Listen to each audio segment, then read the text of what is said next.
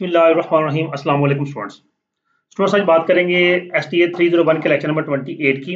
इस लेक्चर के अंदर में बाइनोमियल डिस्ट्रीब्यूशन के हवाले से ही पढ़ना है। प्रीवियस में भी हमने यही पढ़ा है, ठीक है। इसमें वो जो डिस्कशन शुरू करने लगा है वो बात करने लगा है, एक एग्जांपल वो ले रहा है, ठीक है। उस एग्जांपल से पहले हम थोड़ा सा बाइनोमियल डिस्ट्रीब्यूशन के फॉर्मूले को डिस्कस कर लेते हैं, फिर एग्जांपल देखेंगे तो चीज़ें जल्दी समझ आ जाएंगी। फॉर्मूला हमारे पास वो कहता है जी, ये जो है जी probability of x is equal to x. ये जो कैपिटल X है इसको आप पॉपुलेशन का x भी कह सकते हैं,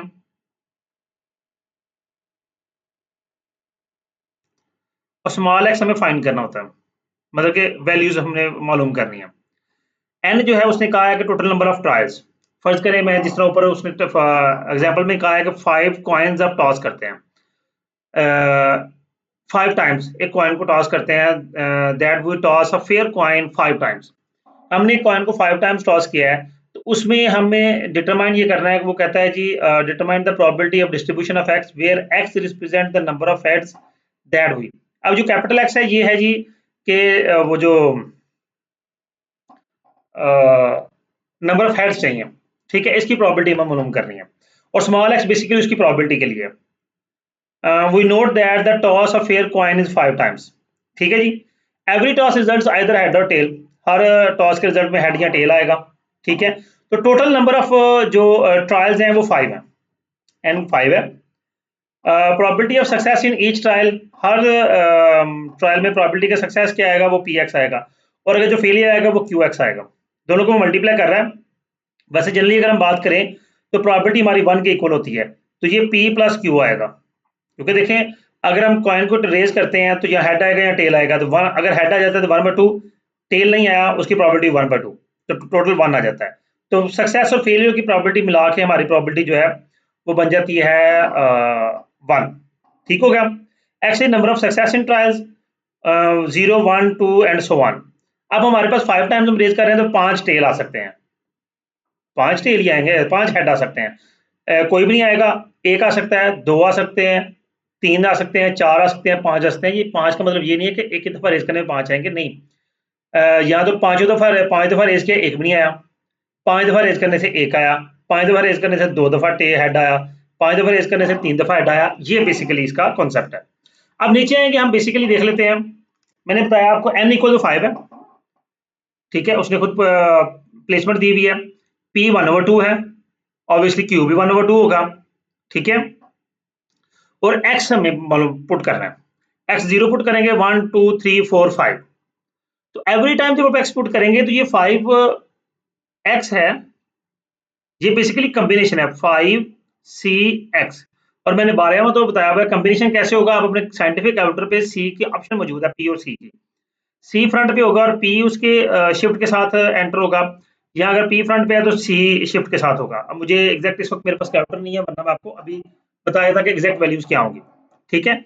और कैलकुलेटर वाइज वेरी भी कर सकता है, क्योंकि कंपनीज के कैलकुलेटर होते हैं, मुख्तलिफ कंपनीज के कैश की ओरिजिनल कैलकुलेटर भी है, उसके कॉपीज भी आती हैं, एंड सो ऑन। आप देखें अगर x 0 है तो ये देखें यहाँ भी 0 पुट हो गया, यहाँ भी 0 पुट हो गया, 5 - 0 हो गया।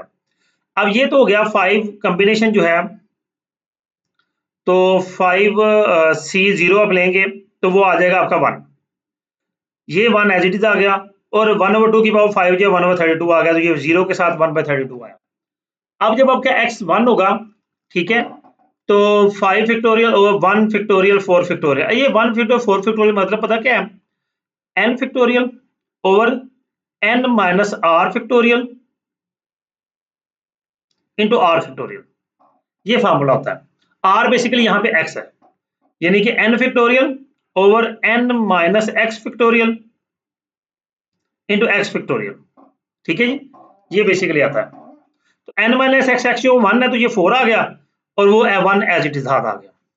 और 1/2 की पावर 1 और 5 - 1 आना है तो ये 4 आ गया। तो जब इसको सॉल्व किया तो 5/32 आ गया। x की वैल्यू 2 लेंगे, ठीक है, where x is equal to 2, तो हमारे पास 10/32 आया। x3 लेंगे तो 10/32 ही आएगा, x4 लेंगे फिर 5/32 और 1/32। आप इसको ग्राफिकल प्रेजेंटेशन करें तो ये ग्राफ बना के मैं दिखाएगा। वो ये देखें 0 पे 1 है, ये पोजीशन है, और 5 पे भी यही पोजीशन है, फिर 1 और 4 पे सेम पोजीशन है, और 2 और 3 पे सेम पोजीशन है। ये सिमेट्रिकल और डिस्ट्रीब्यूशन होती है। नॉर्मली बाइनॉमियल डिस्ट्रीब्यूशन जो है वो इसी शक्ल में, सिमेट्री की शक्ल में, इसको यूनिफॉर्म डिस्ट्रीब्यूशन भी कहते हैं।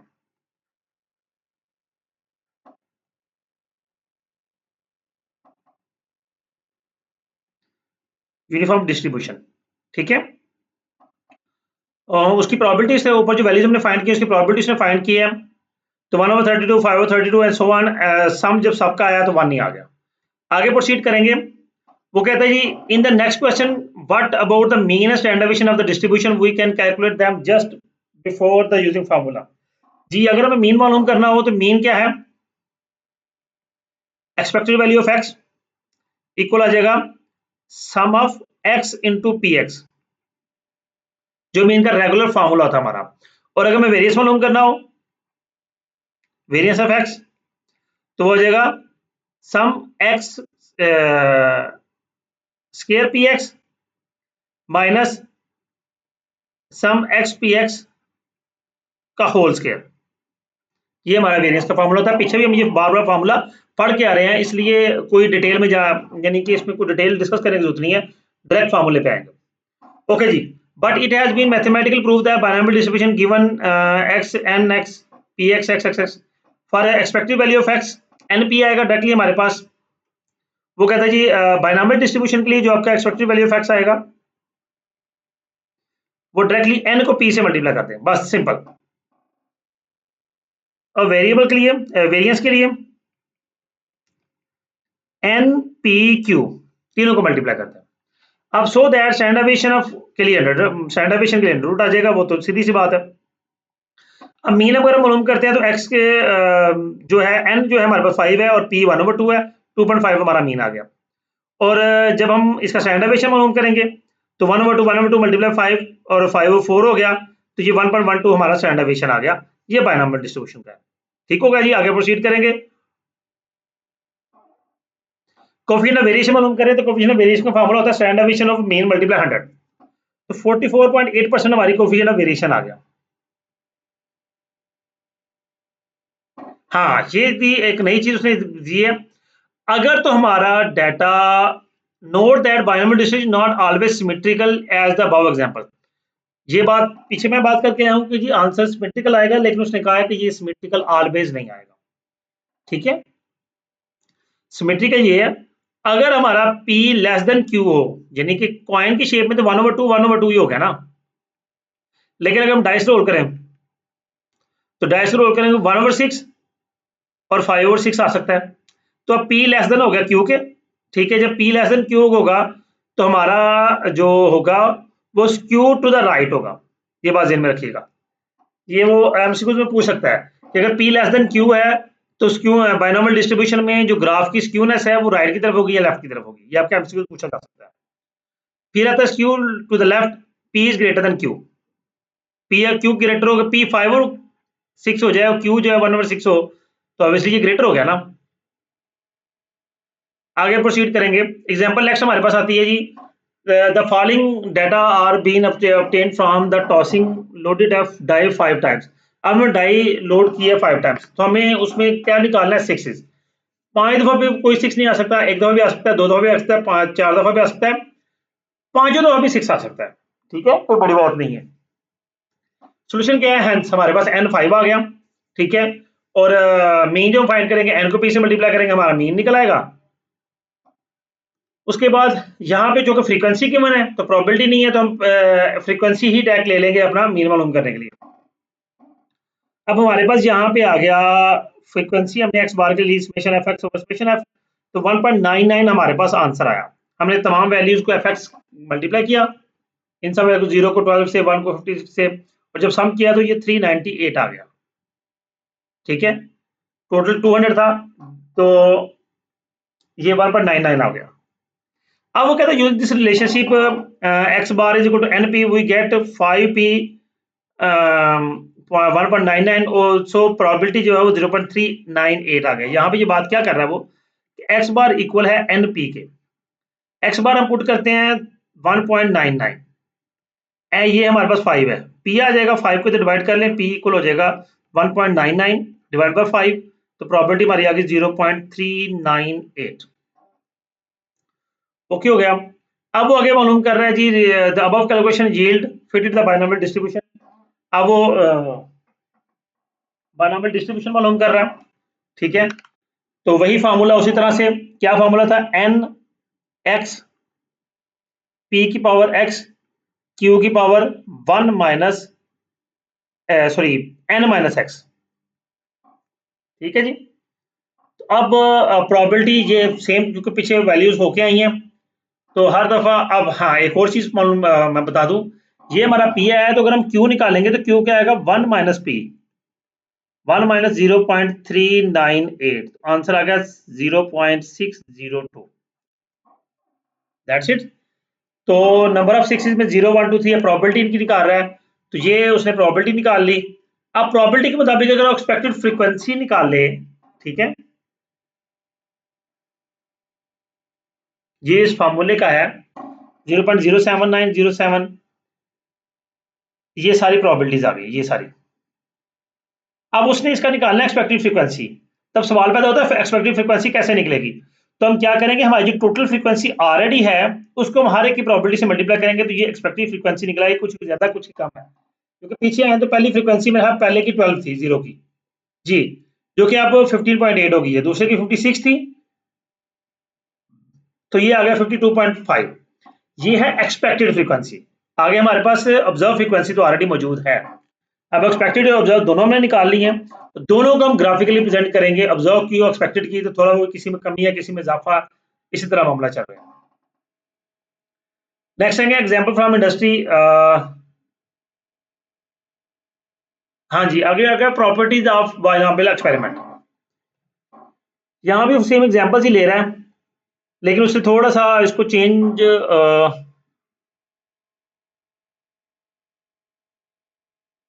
हाँ, वो कह रहे हैं प्रोबेबिलिटी है binomial every item selected is whether either are defective और नॉट डिफेक्टिव, ठीक है।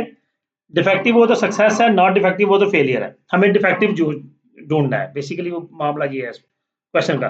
What is the probability that inspector will find 2 or more defective items in his sample so that a fine will be imposed on the factory.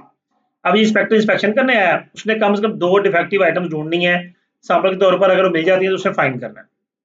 तो अब defective success होगा, क्योंकि defective जो ढूंढने आया वो सक्सेस होगा, और उसके बारह जो है वो फेलियर होगा। अब प्रोबेबिलिटी ऑब्टेनिंग 7% आइटम्स, अब ये दो के मुताबिक क्योंकि हमारी एन 20 आइटम्स हैं, तो उसमें से दो निकलनी है, तो नॉर्मल जो हमारी प्रोबेबिलिटी चल रही है वो 7% is the same constant for all items. This probability figure is according to relative frequency distribution. अब ये उसने कह दिया ये प्रोबेबिलिटी हमारी ऑलरेडी चल रही है, टोटल हमारी 20 आइटम्स है, तो इस हिसाब से आप निकालें कि हमारा वो बायनॉमियल डिस्ट्रीब्यूशन क्या निकलती है। अब वो जो भी है आंसर निकलेगा, ये उसने वैल्यूज पुट की हैं। आगे वो एक बड़ी मजे की बात कर रहा है, वो कह रहा है जी substituting n is equal 20 p 0.07 we obtain. अगर हमारी प्रोबेबिलिटी 2 से ज्यादा डिफेक्टिव निकल जाते हैं, x ग्रेटर देन 2 हो जाता है, ये प्रोबेबिलिटी हमारी निकलती है। इसके ऑपोजिट क्या होगा, 1 minus P x is less than 2, ये हमारी उसके 12 श्रेणी को उठा के हम उधर ले आए तो ये लेस देन हो जाएगा। अब ये दो वैल्यूज हमारे पास आ गई। अब इसमें अगर हम करते हैं इसको रीअरेंज, तो 1 माइनस पी, वो कह रहा है x इज इक्वल टू 0 हो सकता है, plus p x is equal to 1 हो सकता है, लेस देन 2 हो गया ना, तो या तो 0 आएगा या 1 आएगा, ठीक है।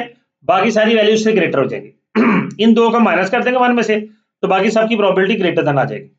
अब ये 0 और 1 के साथ x को हमने यहाँ पे पुट करके कैलकुलेट किया, ये 0 के साथ कैलकुलेट किया है, ये 1 के साथ किया है, दोनों के ये आंसर्स आए हैं, और 1 में से दोनों वैल्यूज माइनस की, तो ये प्रोबेबिलिटी वो आ गई जो हमने फाइंड करनी थी कि probability of x is greater then 2, क्योंकि वो 2 से ज्यादा डिफेक्टिव पीसेस जो फाइंड करने आया है, तो 41% चांसेस है कि उसे ये डिफेक्टिव पीसेस मिल जाएंगे।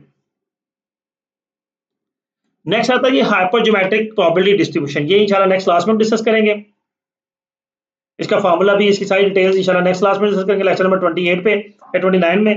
उम्मीद करता हूँ स्टूडेंट्स ये लेक्चर आपके लिए अंडरस्टैंडिंग होगा। वीडियो को लाइक कीजिएगा, कमेंट कीजिएगा, चैनल को सब्सक्राइब करना हरगिज़ ना भूलिएगा। अपना बहुत ख्याल रखिएगा। अल्लाह हाफिज़।